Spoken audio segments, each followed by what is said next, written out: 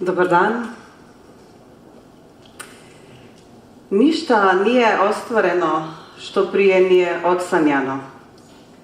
Nothing is created unless it is dreamt first. Ničesar ne uresničimo, česar prej ne sanjamo, je stavek, ki sem ga par let tipkala nekajkrat na dan. Delala sem namreč za ramo ob rami z gospodom Draganom Sakanom, nažalost zdaj že pokojnim gurujem, velikim gurujem kreativnosti, eden največjih vsaj v vzhodni Evropi. In ker gospod pač ni obvladal računalnika, mi je vsako pismo posebej narekoval. Ustvarjali smo, kot smo temu rekli, Dream Place for Dream Creators. Sanjsko mesto za sanjske ustvarjalce. Agencijo idej. To danes po njegovi smrti uspešno vodita njegova sinova, tako zelo uspešno, da nosijo medalje iz svetovnega pokala. Letos so s Kana prinesli 5 zlatih levov. Torej, sanjali smo nekaj, kar smo potem tudi uresničili. Vendar pa jaz zase ne bi rekla, da sem sanjač. Jaz sem tisti, ki sanje uresničuje. In verjamem, da bi tudi vi zase rekli, da niste toliko sanjač, kot ste garač. A je tako? Večinoma je, a ne? In mislim, da je to popolnoma v redu, če se le ne zalotimo v tistem, čemu radi rečemo, da nekdo dela kot nor. Če delaš kot nor, pol mogoče to malo tudi si, a ne? Tako da mi smo imeli pravilo, ki se mu reklo tvrd rad, tvrda veselica, se pravi delaj na polno, žuraj na polno, vendar ko smo delali, smo vseeno delali z glavo, nismo delali v prazno.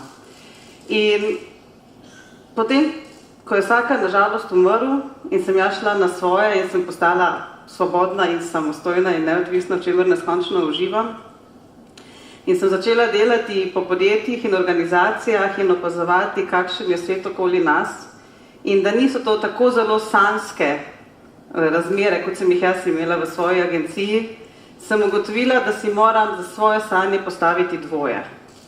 In to je spraviti razmišljanje v vsako šolo kot samostojen predmet in spraviti idejnika v vsako organizacijo.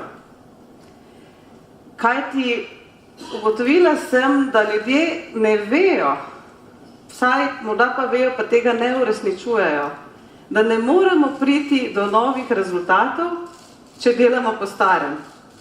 Vztrajno ponavljajo, tako smo delali že 20 let in se čudijo, ni napredka, ni spremembe, nič se ni zgodilo. In drugi razlog, ki me vleče pri tem, je to, da sami ne moremo ničesar ustvariti, ničesar uresničiti. Ana Roš je 1, zaposlenih ima pa 36. Če berete zgodbe vseh genijev, eden je bil glavni, za sabo je imel tim. Torej, potrebujemo druge. Potrebujemo druge in da bomo lažje sodelovali, se moramo naučiti razmišljati. In ko rečem razmišljati, mislim s tem, da raziskujemo, kolikor se le da objektivno, tako da pozabimo na svoja stališča.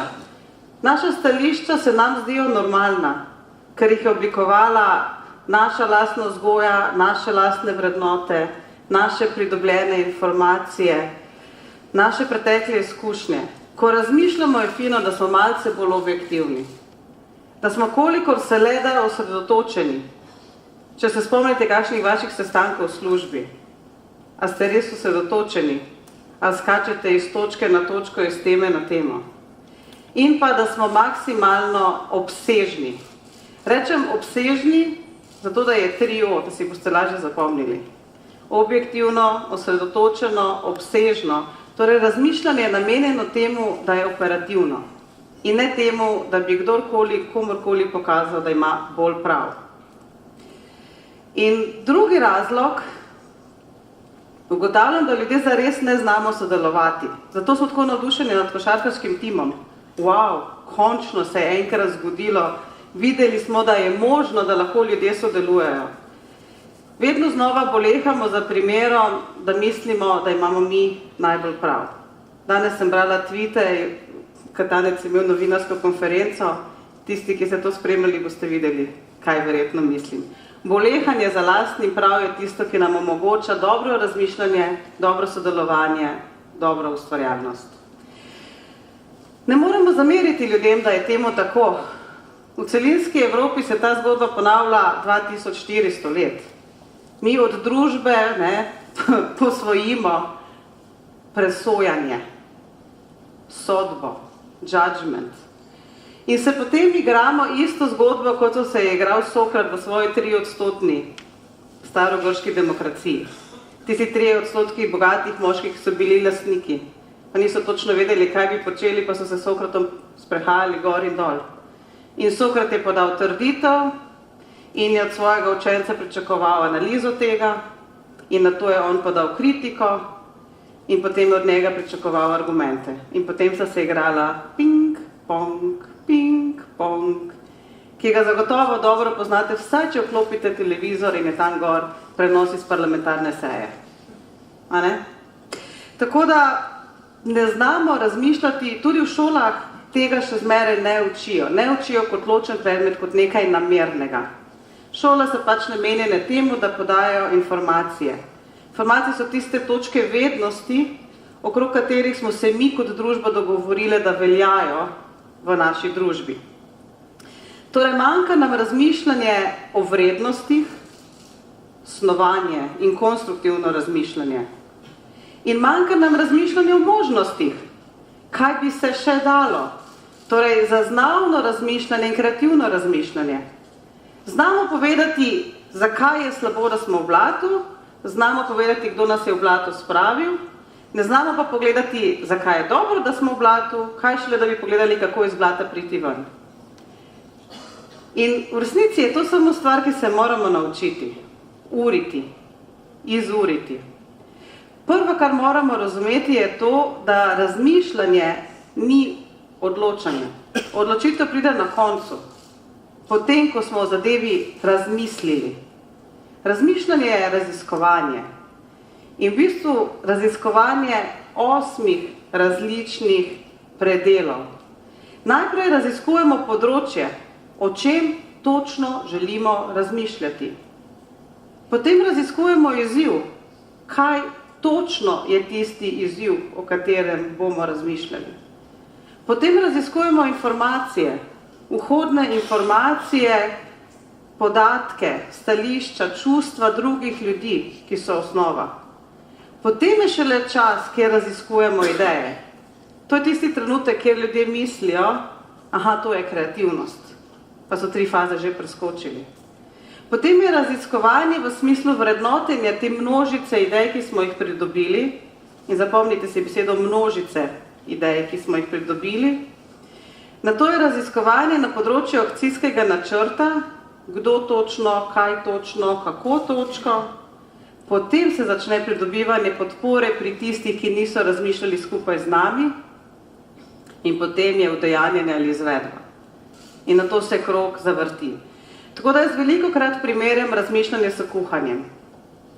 Ni stvar, ki se kar zgodi, ker ne mečeš v lonec kar nekaj, ampak je stvar korakov in je stvar recepta. Mogoče vržeš, pa se nekaj zgodi. Mogoče blekneš, pa ti rata. Ampak večinoma se bolj splača upoštevati nasvete, ki so zapisani, korake, recepte. Meni je teta rekla, jaz do 28. nisem znala kuhati, Nastja, kdor zna, brat zna kuhati.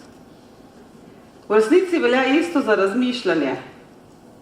Jaz sem začela, tega je zdaj že 12 let, za metodo 6 klobukov razmišljanja po Sloveniji, ki je ena taka osnovna metoda, ki jaz rečem kar osnovni bonton.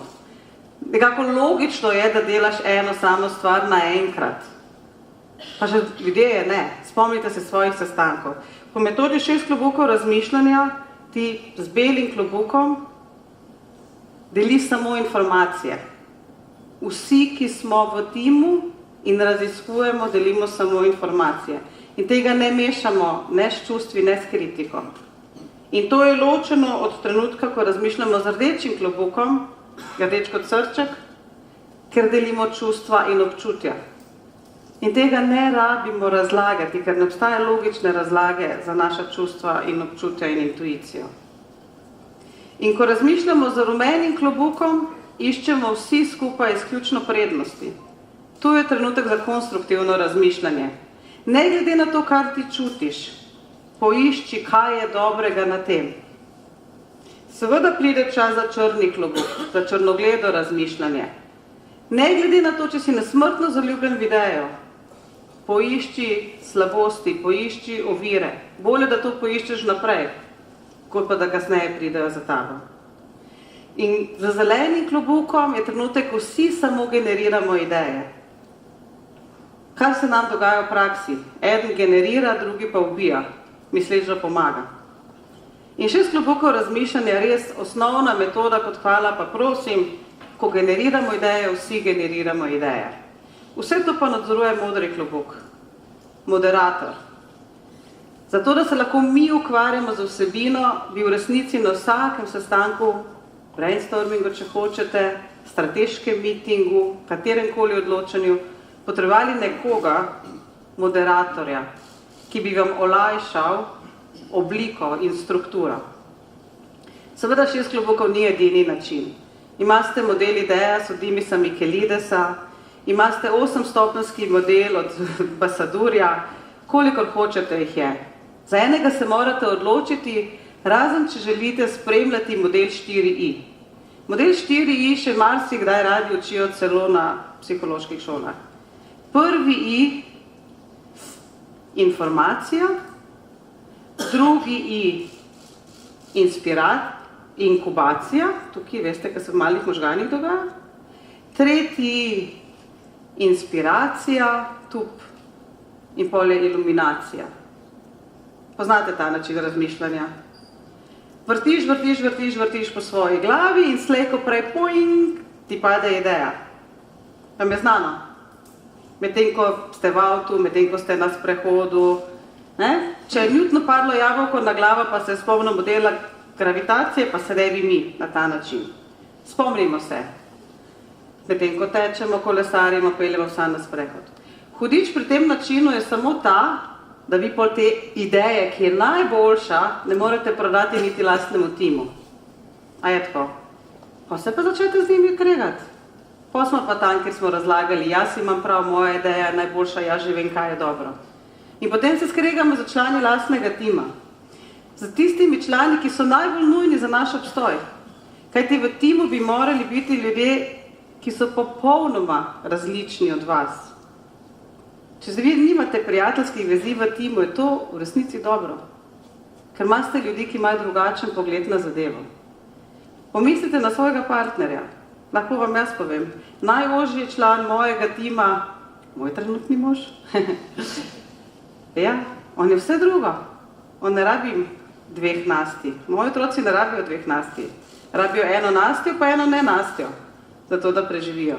Enako velja za vsak tim. In zato se moramo naučiti odprtosti, upoštevanja zaznav nekoga drugega, tolerance in sodelovanja. To je stara stvar. Moj oče je že v 80-ih govoril o Sloveniji inovativni družbi. Moj oče je leta 85 napisal knjigo z naslovom Ustvarjalno sodelovanje. Danes je to slogan mojega podjetja. Zanimivo je, pravzaprav žalostno, da imava še zmeraj denar, da še zmeraj služimo denar, da govorimo te iste stvari, kot jih je on govoril pred 40 leti. Slovenija je inovativna družba, slej ko prej bo, bi bilo pa lažje, če bi bila v 80-ih. In zato vabim vse, da povabite idejnika v svojo organizacijo. Idejnik, kaj je to? V svoji organizaciji imate ljudi, ki se ukvarjajo z vsemi različnimi viri. Imate nabavnika za nabavo, prodajnika za prodajo, imate kadrovika za kadre, imate finančnika za finance. Kdo pa upravlja z idejami? Te se pa kar zgodijo, ne? Se. Po raziskavi v ameriških podjetjih, ena ideja od 3000 postane inovacija. Samo 4 ideje od 100, ki so bile potrjene v podjetju, pridejo do konca. Tako da ja, ideje se kar zgodijo. Samo če boste čakali, da se zgodijo, boste brez idejnika precej dolgo čakali. Zato se vam splača vzeti človeka, ki bo pomagal usklajevati, spodbujati in uresničevati ideje vseh vaših zaposlenih. Kajti ideji sledi invencija, tej sledi inovacija, to je takrat, ko povrne investicijo in potem dobimo vrednost. Kot je rekel moj ljubi Dragan Sakan, denar ne dela idej, ideje pa delajo denar. Zato se splača. Hvala vam.